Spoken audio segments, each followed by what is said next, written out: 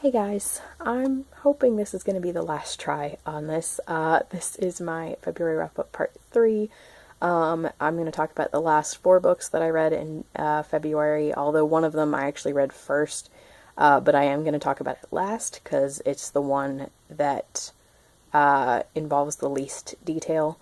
But anyway, the next 3 books that I read after the Georgette Hare books were also Regency romances, but they were actually by Teresa Medeiros and much more modern because she is a current author, whereas Georgette Hare was writing from the 30s to the 70s. But anyway, the main difference, these are also Regency romances, so I was very excited about that. But the main difference between the two is Teresa Medeiros is a lot steamier than Georgette Hare. Georgette Hare is much more like Jane Austen style, and Teresa Medeiros is just much steamier, much more like a typical romance writer today. And I loved all 3 of these books that I read by her. I read 2 of her books in high school that I was completely in love with. For some reason, it took me until now to be like, I should read a 3rd Teresa Medeiros book. I don't know why. The first 2 that I read were Bride and the Beast, which is a Beauty and the Beast retelling, and it's set in Scotland. And sorry, I mean that these are the 2 that I read of hers when I was in high school. And then the other is Once an Angel, which is set partially in New Zealand, partially in London, and it was the first thing I ever read set in New Zealand, and I completely loved it. But yeah, for some reason, I just read those 2 over and over again throughout high school and college, instead of actually being like, hey, I should just read more of her work. No idea why. So anyway, for the past several years, I haven't really been in a romance reading mood to the point where I got rid of all my romance novels, and a good 15 or 20 of them I really don't care that I don't own anymore. But there were about 5 that, including these 2 that I read in high school, that I am now very angry at myself that I got rid of because I really loved them so much. Like, I read them over and over in high school and college. But I guess the other side of that is, yes, I do now have to pay for new copies if I want them, if I want to own them again. But the good thing about that is that I read them so much that a couple of them were legit falling apart. Like, you would think they were 30-year-old books instead of, like, 4 or 5 years, because of how much I read them. So really, it's kind of okay, but I'm still kicking myself a little for having gotten rid of them. So anyway, I found new Teresa Medeiros stuff to read through either Hoopla or Overdrive or both, and I got them through those sites because I was so impatient that I was not going to wait and get physical copies from the library. So yes, I was just very excited to read these. And basically, I was just in a romance mood, so I was like, okay, let me see what of my, like, 4 or 5 romance authors that I like, what books they have on my library's ebook places. And I found 5 Teresa Medeiros books. 2 of them are part of her vampire historical romance, so I steered very clear of those because that is one phase I know I have grown out of, is vampire fiction. I mean, I didn't really read that much of it in high school to begin with. I read the Twilight Saga and then a book called The Silver Kiss that I still really love, actually. But I've never really been tempted to read, like, any Anne Rice or anything like that, so it's safe to say that I'm just out of the vampire fiction mood, I guess. But anyway, the 3 that she had that were not vampire fiction related were all Regency romances, which I didn't actually know until I got into them, so I thought that was really awesome. One I read as a standalone, even though it's part of a duology. This was One Night of Scandal. This was the first one I read, or the first one of by her that I read, and I completely loved it. This was my favorite of the three that I read. Sadly, they didn't have the first one. I really wish they had, because the characters who were main characters in that one show up as minor characters in this one. And I enjoyed their characters in One Night of Scandal, but I feel like I could have loved them a lot more had I known their story first. So that one was called Kiss to Remember, and unfortunately, my library didn't have it in any way, shape, or form. So if I want to read it, I have to order it online, because I also checked my Barnes & Noble, and they do not have it. So I might order that at some point. But anyway, so One Night of Scandal is the second in the duology, and luckily you can read it as a standalone. And this one was just really fantastic. Basically, it starts with this young girl whose name I unfortunately can't remember. I know her last name is Fairley, but I can't remember her first name. But anyway, this young girl is getting ready to attend her coming out ball, and she is very mischievous and adventurous, and she knows that this is basically her last night of freedom before the ball. And so she wants one last little hurrah. And she has heard rumors about their neighbor on the adjoining estate, that there's basically a rumor around London that this guy murdered his wife. He is known as the Murderous Marquis, or the Marquis of Murder. I think it's Murderous Marquis. So she decides she's gonna go take a look. And I don't know why, if you hear a rumor that a guy has killed his wife, you would ever want to go check him out. No idea. But anyway, she does. And she is peeking through the window when he catches her. And at first he thinks she is, I think he thinks that she's spying because she's, trying to get something on him or something. Like more Murderous Marquis stuff.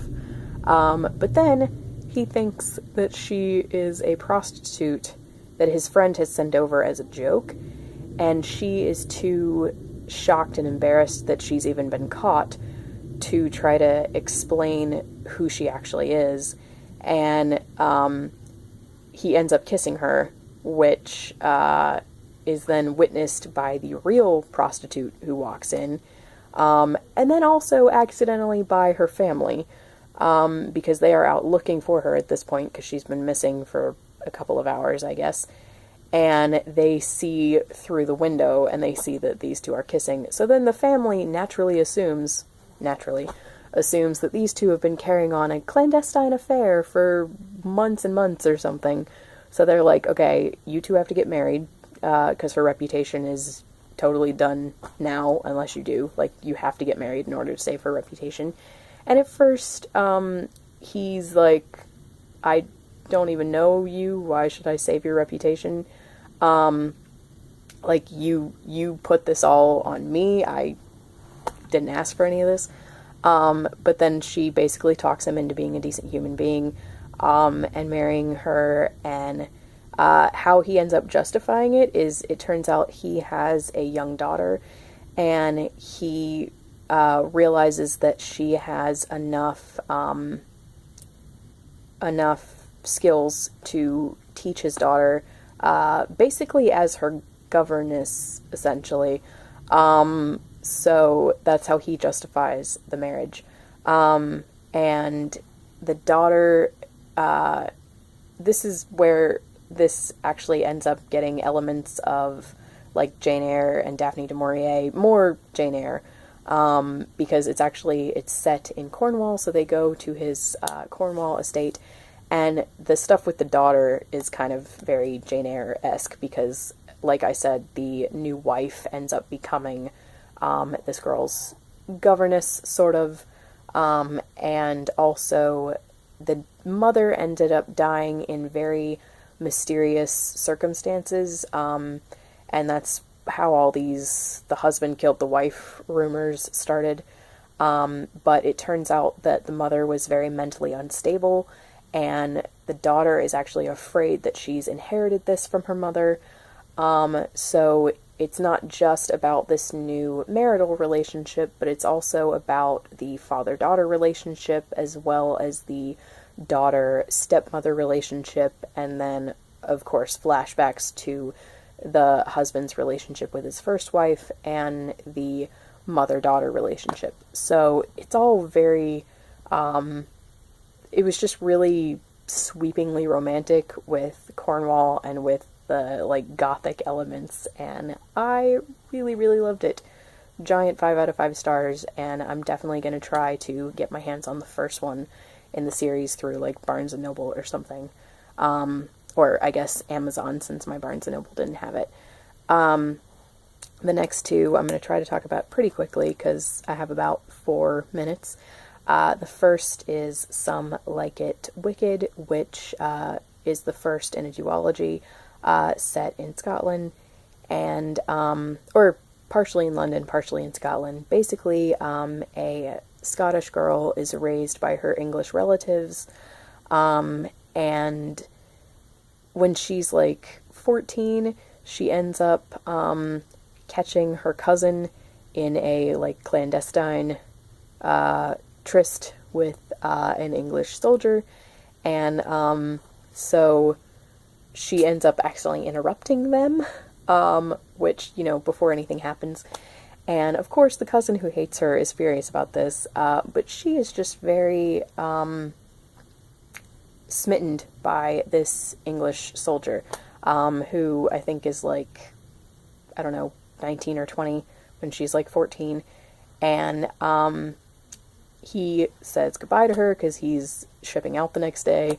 And then when she's 21, they end up meeting again, because it turns out that she's been completely in love with him since she was 14, and so she's kept up with his career as a soldier, and he ends up being imprisoned, and she's like, oh hey, this guy is a badass, and I need an escort to Scotland to look for my long-lost brother, who is rumored to be a highwayman.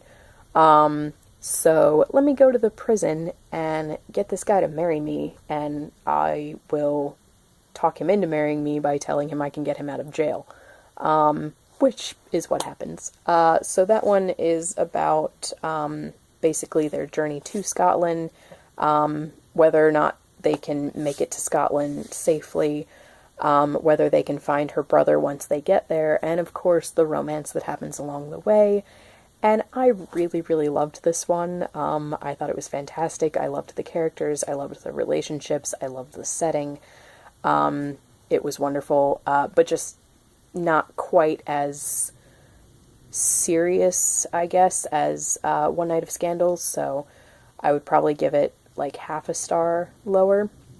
And then the second one is Some Like It Wild, which is the second book in this duology, which is called the Kincaid duology. And this one is about the first, the girl who, her name is Katrina. This one is about her older brother. So the guy that they're going to try to find in the first book, this is about him. And the fact that he's become a highwayman. And he ends up coming across this woman who he's robbing. And she's like, hey, you're kind of perfect as far as your circumstances to pretend to be this English duke's long-lost son.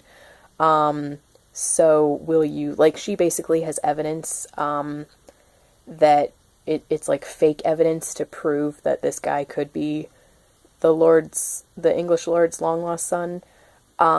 So this is basically like a My Fair Lady situation where she, like, trains him to be this guy's to be a duke's son, and, you know, it's about them falling in love along the way, and whether or not the duke is ever going to find out that this guy actually isn't his son, and whether he's going to kind of give up his ways or not, stuff like that. And this was completely fantastic. I loved it. I don't know which one I loved more, actually. I loved different elements of the last two equally, I think. But again, I loved the first one more. And then really quickly, the last one that I read was I listened to Fantastic Beasts and Where to Find Them again for the second time. Loved it. It's narrated by Eddie Redmayne, and it is completely wonderful. I listened to that first in the month before I ever started all this romance reading.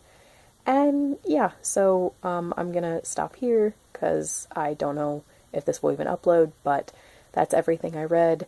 I gave most of these things a 5 out of 5 stars. I think I gave 3 of them 5 stars and 3 of them 4 to 4.5 stars, and then and then of course Fantastic Beasts gets a 5 out of 5 stars. So it was a really, really great reading month. And I'm sorry that I've taken so long to talk about it, but yeah, it was fantastic. So thank you so much for watching. Let me know what you think of any of the things that I've talked about, and I will talk to you guys later. Bye.